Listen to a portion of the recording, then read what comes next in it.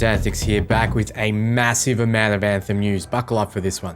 Today we're going to be covering how you can explore the massive open world freely, which is the footage playing now thanks to RGN.com. Also, I'm going to be talking a bit about the demo coming up and what to expect. I'll also be showing off some new skills, customization, personalization, fire grenades, snipers, and much more. First, have to remind you all that I'm giving away a digital copy of Anthem on the platform of your choice. Follow the link below to enter.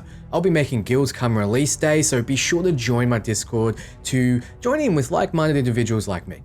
Now, I want to run through personalization. We've talked about how you can really make your exosuits, your javelins, stand out from the crowd, but do you really understand how much you can make them stand out? Well, yeah, you have access to a full color wheel, multiple different materials, parts, and things like emotes. You can make a disco colossus or a purple Power Ranger. The choice is yours. Now, personalizing your javelin doesn't affect the power of your suit at all, so you can make your suit completely out of cloth and just stand and tank as much damage as you could before. It's just cosmetic. Now, this is where Bioware will be making some microtransaction money through the parts you buy, emotes, and the like. Though everything you see can be earned in-game and there are no loot boxes, no gambling. Really though, you'll be able to make your javelin stand out from the crowd and add your own personal touch without dropping a cent. Trust me on that one. Vinyls are also a type of sticker you can add to your javelins, and here is an example of what you can do with them. Yep.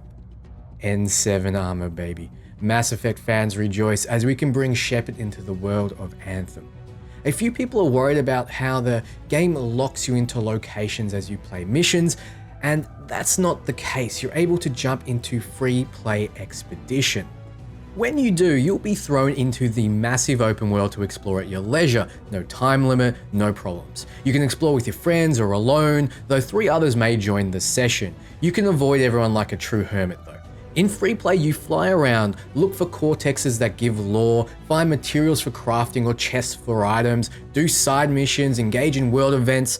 Free play is really a great way to get extra materials, loot, and experience when you want to wind down from going hard on the missions or are waiting for a friend to come online. If you really want to know how big the area is, check out my Anthem map video below. So Michael Gamble on Twitter has said the following about the demo. The progression, XP curves, as well as general in-game economy balance will be easier in the demo. We want you to earn some stuff and feel what it's like. We will also give you 100 coins to blow and some fancy cosmetics. Basically, don't get used to how easy it is to level and gain items and cosmetics because the demo is there to whet your beak and show you what you can do. It's to give you a good idea of what can be gained. Now, I predict people commenting 2 ways. One, that Bioware is being evil and it's too hard to get things and they're just kind of masking it. Or that Bioware are being nice, letting us truly experience what we can do in this short demo. To the first set of people I say, chill a bit.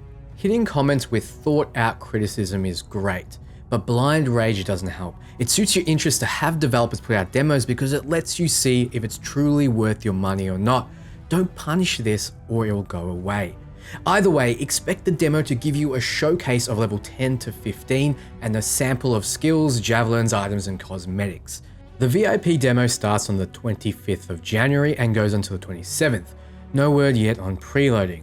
The open free demo you can all try starts February the 1st and goes until my birthday on the 3rd. Then the early access starts on February 22nd. It's been confirmed you'll be able to try out all the javelins, so the choice should be easy come release. And no, I'm not sponsored by EA, I'm just trying to make this easy for you guys. So in Mass Effect 2 and 3, my absolute favorite class was the Infiltrator. I loved stealthing around, but most of all, I loved using the giant, shoulder-shattering Black Widow sniper rifle. The Infiltrator was the first class I beat Mass Effect 2's Insanity difficulty with, and let me tell you, I woke up in a cold sweat dreaming about finishing that mode. Bioware fans will feel me. Anyway, yep, snipers are back, baby. Also, seemingly unique to snipers in this game is that it knocks you into a first-person mode down the scope when you aim. Usually you're stuck in third person. Snipers have low ammo, hit hard as hell, and have major range. All classes can equip one, so expect those ultra far and ultra close interceptor builds, tanky colossi, 360 no-scoping, and other meme-tastic shenanigans. What some people haven't noticed yet though, is that the snipers, like all weapons, have different types. So there are standard high impact snipers that we all know and love, but did you see how this one charges up to fire off an explosive round? My educated guess is all weapon types will have a few different flavors like this, which makes me pretty damn excited. So here we see a common marksman rifle with high range and damage, and quick note, you unlock your second weapon slot at level 4, but back to the weapons. Then we see a common light machine gun compared against it with a huge amount of ammo, rate of fire, but less damage and range. We then see a common shotgun with obviously less range, but also less ammo, rate of fire, and slightly less damage. However, it has knockback power and does more damage up close. We have the common assault rifle next, and compared with the shotgun, it has more rate of fire, ammo, and range. Next is the auto cannon, which is basically a minigun. It has a huge amount of ammo, high rate of fire, decent range, but low damage. This is a heavy weapon as restricted to the Colossus. By the way, all the diamonds next to the guns mean they do physical damage, so this leads me to believe some might carry some elemental properties. These guns don't have any extra modifiers, but expect every rarity over common to have them. Modifiers can be anything from lower hover durations to increasing explosive damage. Since most weapons can be equipped to any javelin, expect mixing and matching these randomly rolled Diablo-like stats to be passed around like a lady in Game of Thrones. I've mentioned it before, but Masterwork and legendary items carry with them a very powerful property that changes how you play in a large way. And there will be a Masterwork for every weapon type, with 70 to 100 Masterwork items in the release game. Combine this with the components you can get and ability items, and you have some seriously customizable suits. Moving along, here's a fight with an Ursix, a mutant-like bear creature that wants to mindlessly smash you to bits. If it can't reach you, it will tear up pieces of the world and throw them at you. What's cool though is we see the Interceptor use Tempest Strike. You've seen this kick before in my last video, but this time it sends out a wave of lightning. It leads me to believe this javelin has some kind of Masterwork item attached to it that gives that property, but it's yet to be seen. So the space bear dies and everyone showers in its sweet loot. The next enemy is the Lesser Ash Titan, and it's another challenge. Not as challenging as the normal Ash Titans who function like pseudo boss fights, but still challenging. Here we see the Ranger getting out its Inferno grenade and lighting the thing on fire. It's a skill we haven't seen in practice before, but it's one that's easy to understand. Throw a nade, it go boom, sizzle, sizzle, fizzle. If it hits the ground though, it lights the ground up, hurting enemies that walk over it, making it a good area denial skill.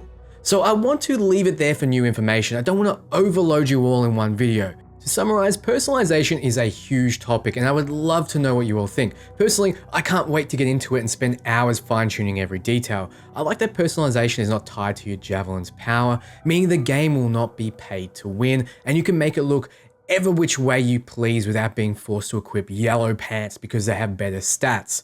I'm looking at you, World of Warcraft. Like World of Warcraft though, you can freely explore the world if you see fit, and I have a feeling this will be the thing to do when you still want to play the game but not get too far ahead of your friends who are taking their sweet time logging in. I love lore in Bioware games, so I'm expecting to be playing this mode when I want to chill out and read more about the universe. So snipers. Yes, snipers. I'm glad they made it in, and I hope in the future they make a javelin focused around long range. We can only hope. Actually, what would you guys like to see if you were to build a 5th javelin? Okay, thanks for watching, guys. If you like this kind of content, leave me a like and comment. It helps out a lot.